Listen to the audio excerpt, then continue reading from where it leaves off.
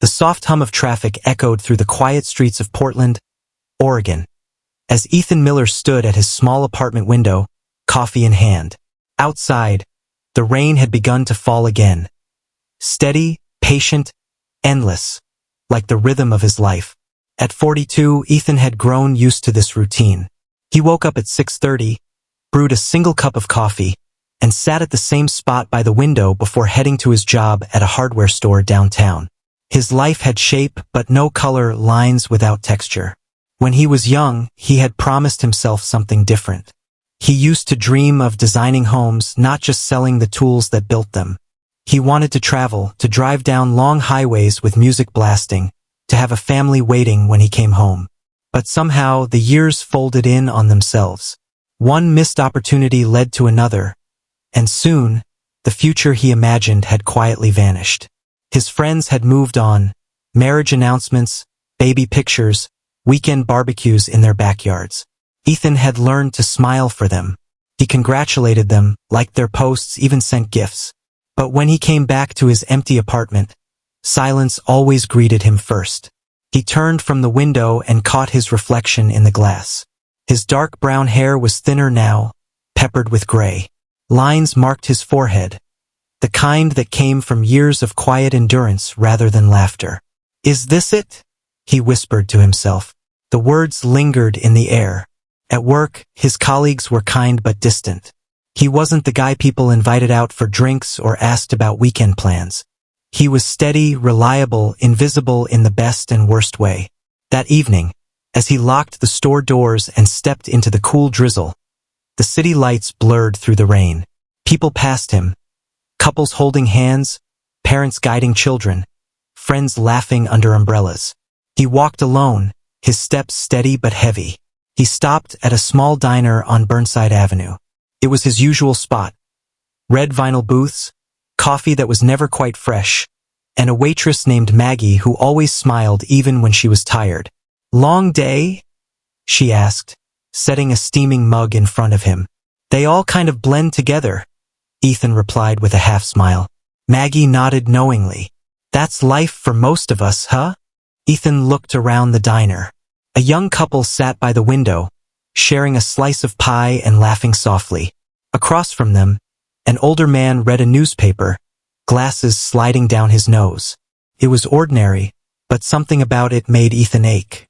He went home that night and stood again by the window. The rain hadn't stopped.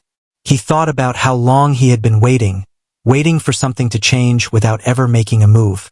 As he stared out into the dark, a thought crossed his mind for the first time in years. Maybe it isn't too late. He didn't know where the thought came from or why it suddenly mattered, but it clung to him, small, stubborn, hopeful. Ethan turned off the lights and sat on the edge of his bed. He imagined the life he used to want. A small house with warm lights, someone waiting with a smile, laughter echoing through the rooms. Felt distant but not impossible. He took a deep breath and whispered into the quiet, "I still want that." Outside, the rain softened, turning to a mist that shimmered under the streetlights. And for the first time in a long time, Ethan didn't just survive another day, he felt something beginning. The next morning, the sun finally broke through Portland's gray clouds. Ethan stepped outside, surprised to feel warmth on his face. It felt unusual, like the day itself was offering him a small gift. He stopped by a small coffee shop near his work, one he'd passed 100 times but never entered. The sign above the door read Bean and Bloom. Inside, the air smelled of roasted espresso and baked cinnamon rolls. People chatted quietly, laptops open, mugs steaming. He joined the line and looked around. That's when he saw her. She was sitting near the window, hair tied back loosely, eyes fixed on the pages of a worn paperback. She was probably in her late 30s, maybe 40, dressed simply. Jeans, a cream sweater, no makeup, but a calmness about her that drew his attention. Something about her presence felt peaceful, like she belonged in the world in a way he never quite had. When his turn came, the barista asked, "What can I get you?" Just a black coffee," he said. As he waited, his eyes drifted back toward the woman. She looked up for a brief moment, and their gazes met. She smiled. Not the quick, polite kind, but a genuine, easy smile that reached her eyes. Ethan looked away too quickly, embarrassed at being caught staring. He found a seat a few tables away. He didn't plan to talk to her, but fate has its quiet ways of arranging meetings. As he pulled his phone from his pocket, a napkin fluttered from his hand and landed near her table. "Excuse me," she said, picking it up and offering it to him. "You dropped this." Her voice was warm, steady. "Oh, thanks," Ethan said, his words a little awkward. "No problem." She gave a small laugh. "You looked like you were in another world." "Yeah," he said. "Guess I've been there for a while." That made her tilt her head slightly. "That doesn't sound like a good place to stay." Ethan smiled. "You're probably right." She closed her book and extended her hand. "I'm Clara Bennett." "Ethan," he said, shaking her hand. They ended up talking longer than either expected. She was a freelance editor who worked from home, she said. She loved old movies, long walks, and quiet coffee shops. Though this was her first time here too. "I used to come to places like this all the time," Clara said, stirring her coffee. "Then life got busy. You know how it goes. Days start blending together, and suddenly years have passed." Ethan nodded, surprised by how closely her words mirrored his own thoughts. "Yeah," he said softly. "That sounds familiar." When they finally left, the sun had climbed high, and the streets were alive with people. Clara smiled as they stood outside. "It was nice meeting you, Ethan. Maybe I'll see you here again." He nodded. "I'd like that." That evening, as Ethan sat by his window again, he couldn't stop replaying the day. The conversation had felt so easy, so natural. For once, he hadn't felt like an outsider looking in. He had laughed, listened, and been seen. He realized how rare that was, to be seen. He didn't know if he'd ever see Clara again, but something had already shifted inside him. The loneliness that had lived in his chest for years felt lighter, almost as if her kindness had opened a small door to hope. Before going to bed, Ethan checked the time. It was almost midnight. He smiled to himself. "It's never too late," he whispered again. The words didn't sound like a dream anymore. They sounded like a promise. Over the next few weeks, Ethan found himself returning to Bean and Bloom more often. At first, he told himself it was just for the coffee, but he knew the truth. Every morning, his eyes quietly searched for Clara. Sometimes she was there, already sitting by the window with her book. Other times, she arrived later, her soft "good morning," carrying the same warmth that had begun to melt the cold edges of his life. They started talking daily, small things at first, weather, books, movies. But soon, their conversations grew deeper, stretching beyond casual chatter.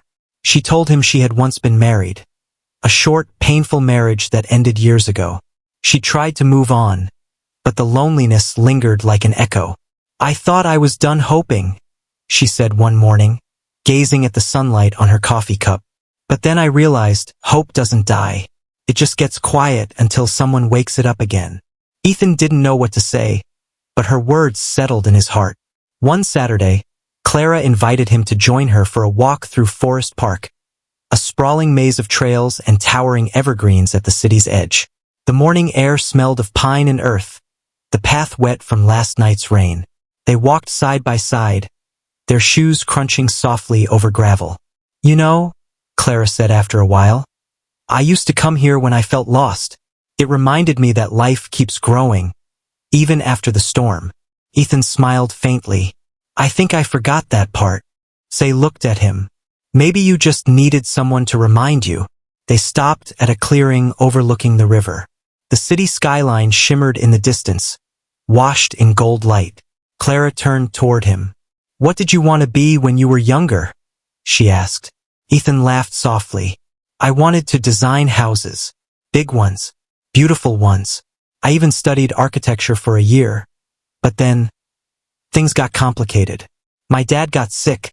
I had to work, and the dream just..." He paused. "It disappeared." Clara nodded gently. "Dreams don't disappear, Ethan. They wait." He looked at her, unsure how to respond. Something in her tone, firm but kind, made him believe her. Later that evening, After they parted ways, Ethan went home and opened a drawer that had been untouched for years. Inside were old sketches, rough pencil drawings of homes he once imagined. He had kept them all this time, though he couldn't explain why. He laid them out on the table, running his fingers across the faded paper. He could almost see his younger self there, full of energy, ambition, and belief. A boy who thought the world had room for him. For the first time in decades, he picked up a pencil. Slowly, carefully, he began to draw again. His lines were shaky at first, hesitant, but they grew steadier with each stroke. The night stretched on, and the quiet apartment filled with the soft sound of graphite on paper. When he finally looked up, the clock read 2 a.m. He laughed quietly, feeling a rush of something he hadn't felt in years, purpose. The next morning, he met Clara at the cafe again. She noticed the spark in his eyes. "You look different," she said, smiling. "I started drawing again," Ethan said. It felt good. Her smile widened. "See? It's never too late." He nodded, this time believing it completely. As they sat there, sunlight spilled through the window, and for the first time, Ethan realized the world outside hadn't changed. He had. The weight of his past hadn't vanished, but it no longer held him down. He wasn't just surviving anymore. Winter came quietly to Portland. The air turned crisp, the days shorter, and the trees along the streets wore their last coats of gold and red. Ethan didn't mind the cold anymore. Each morning, he walked to Bean and Bloom, not just for coffee but for a sense of purpose that had long been missing from his life. Clara was there most mornings, her scarf wrapped neatly around her neck, her eyes lighting up when she saw him. Their friendship had deepened, slow, gentle, and real. They shared stories about their pasts, fears, and the quiet hopes they still carried. One evening, she invited him to a small community art exhibit downtown. "You'll love it," she said. "Local artists, lots of sketches, and it's free, the perfect combo." He agreed. That Friday night, they stepped into the gallery, the air warm with conversation and soft jazz. Paintings, photographs, and charcoal drawings filled the walls. Ethan moved slowly, admiring each piece, the courage it took to create and share. "You should show your sketches someday," Clara whispered beside him. Ethan laughed. "They're not that good. They don't have to be perfect," she said. "They just have to be you." Something about her words struck deep. For years, Ethan had hidden behind the idea that dreams had expiration dates. But standing beside Clara, surrounded by people who dared to create, he realized, life didn't stop until you did. A week later, he took a leap. He rented a small table at a weekend art market. His hands shook as he pinned his sketches to the display board. Houses, gardens, cozy rooms, fragments of the world he once imagined. He expected no one to notice, but people did. They stopped, smiled, asked questions. A woman bought one of his drawings, a simple pencil sketch of a house under tall trees. "It feels like home," she said. Ethan thanked her, stunned. For the first time, something he made had touched someone else's life. That evening, he met Clara at the park. The winter sun was setting, painting the sky in soft shades of orange and rose. They sat on their usual bench, watching the light fade. "I sold one," Ethan said quietly. Clara turned to him, eyes wide. "You did? That's amazing." He nodded. "It's just one drawing, but it felt like more than that. It felt like starting again." Clara smiled. "That's exactly what it is."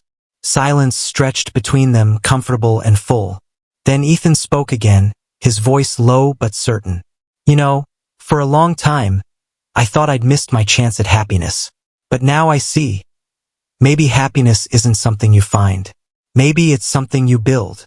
Clara's eyes softened. "Together?" she asked. He looked at her and smiled, the kind of smile that comes from deep inside, where hope finally blooms. "Yeah," he said. "Together." The wind rustled through the bare branches above them. For a moment, everything felt still, the park, the river, the world. Later, when Ethan returned home, he pinned a new sheet of paper to his desk. At the top, he wrote in careful, steady letters, "New beginnings." He began sketching a small house with wide windows and warm lights, a home filled with life and love. He wasn't drawing a dream anymore. He was drawing his future. Outside, snow began to fall, soft and quiet. It blanketed the city in white, covering the past, cleansing what had been.